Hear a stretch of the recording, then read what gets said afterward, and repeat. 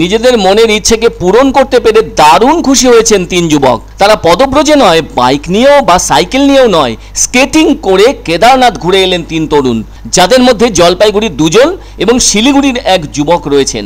এত চড়া এবং ভরা রোদে দীর্ঘ পথ পাড়ি দিয়ে স্কেটিংয়ের উপর ভর করে কেদারনাথ মন্দির ঘুরে সুস্থভাবে ফিরে এলেন জলপাইগুড়ির মাটিতে। এটা তো আনন্দের ব্যাপার। আর তরুণ বয়স তো যথেষ্ট দুর্বার হয়, কোনো কিছুকেই যেন ভয় পায় না।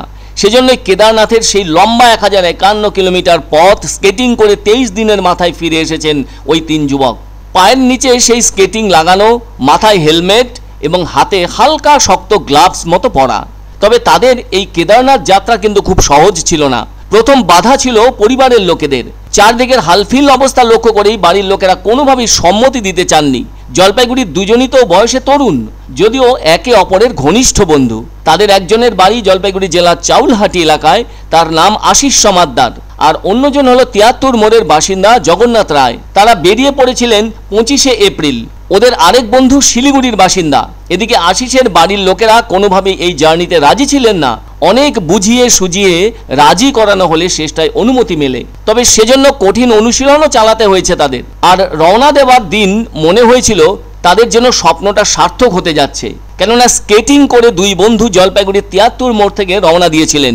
এরপর তারা শিলিগুড়ির বন্ধুটির সঙ্গে যোগাযোগ করে জাতীয় সড়ক ধরে রওনা দিয়েছিলেন সেই 1051 কিলোমিটার দূরে থাকা কেদারনাথ মন্দিরের উদ্দেশ্যে। এক বন্ধু জগন্নাথ রায় বলেছিলেন তাদের মূল লক্ষ্য পরিবেশ সচেতনতার বার্তা দেওয়া। 1051 কিলোমিটার পথ তারা 15 দিনে পাড়ি দেবেন বলেছিলেন, আর তাতে 15 দিনেই পৌঁছে যেতে সক্ষম হবেন সেই কেদারনাথ মন্দিরে। আসলে স্কেটিং শেখার পর থেকেই স্বপ্নটা তাদের মনের মধ্যে আলোড়ন তুলেছিল। চাকা পায়ে আটকে কেদারনাথ যেতেই হবে, আর আজ তা পূর্ণতা পেল। মনে হচ্ছে স্কেটিং শেখা সার্থক হলো। উত্তরাখণ্ড রাজ্যের ভেতরে থাকা হিন্দুদের অন্যতম পবিত্র তীর্থক্ষেত্র এই কেদারনাথ।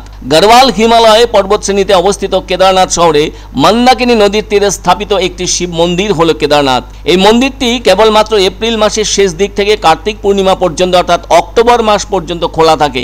আর শীতকালে মন্দিরের মূর্তিগুলিকে 6 মাসের জন্য উত্থি মঠে নিয়ে গিয়ে পূজা অর্চনা করা হয়। এই অঞ্চলটির নাম আগে ছিল কেদারখণ্ড, তাই শিবকে কেদারনাথ বলা হয়ে থাকে। হিন্দুদের বিশ্বাস আদি শঙ্কর বর্তমান স্থানে মন্দিরটি নির্মাণ করেছিলেন। এটি একটি জ্যোতির্লিঙ্গ।